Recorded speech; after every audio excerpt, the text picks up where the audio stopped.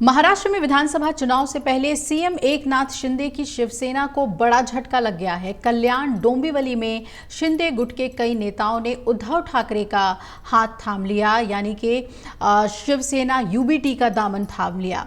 रविवार को शिंदे समूह के युवा नेता सचिव दीपेश म्हात्रे 7 नगर सेवकों और सैकड़ों कार्यकर्ताओं के साथ शिवसेना ठाकरे समूह में शामिल हो गए। ठाकरे समूह के प्रमुख उद्धव ठाकरे के आवास यानी कि मातोश्री में आयोजित कार्यक्रम में ये नेता शामिल हुए और कुछ दिन पहले शिंदे गुट के विधायक और मंत्री रविंद्र चौहान और दीपेश म्हात्रे के बीच विवाद हुआ था। इससे दीपेश म्हात्रे नाराज चल रहे थे। अब डोंबिवली में ठाकरे गुट ने शिंदे गुट को बड़ा झटका दे दिया है।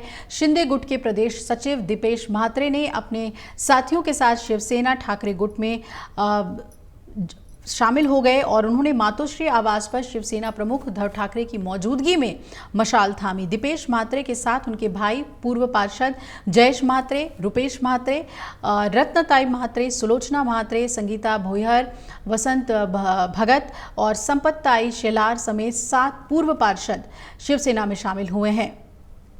इस पर उद्धव ठाकरे ने कहा कि अगर फैसला थोड़ा पहले लिया गया होता तो ये गुंडागर्दी और अत्याचार लोकसभा में ही दफन हो गया होता।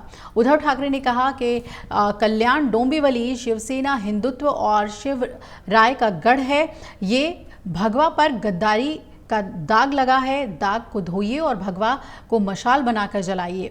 उद्धव ठाकरे ने कल्याण डोंबिवली को फिर से शिवसेना बनाने की अपील की और उन्होंने कहा कि कई लोगों को ये भ्रम हो गया है कि मैंने बाला साहेब के विचारों को छोड़ दिया है, शिवसेना हिंदुत्व से दूर हो गई है। आपको भी आंखों पर पट्टी बांधी थी और अब अच्छा हुआ कि आपकी आंखें खुल गई हैं। शिंदे गुट को चुनाव से पहले लगा झटका। उन्होंने इस पर कहा कि आपको ये भी पता चल गया है कि हिंदुत्व, शिवसेना और वो विचार बाला साहेब के नहीं हैं।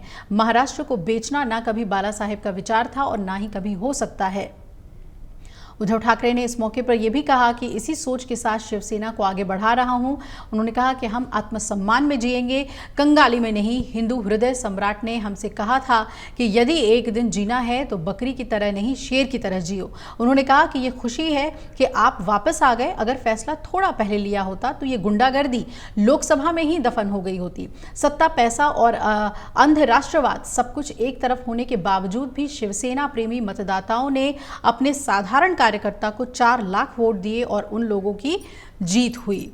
तो अब देखना है कि चुनाव से पहले कितना पाला बदल महाराष्ट्र की सियासत में देखने को मिलता है। अगर आप ये वीडियो YouTube पर देख रहे हैं तो हमारे चैनल को सब्सक्राइब कर बेल आइकन दबाएं और Facebook पर देख रहे हैं तो हमारे पेज को लाइक करें।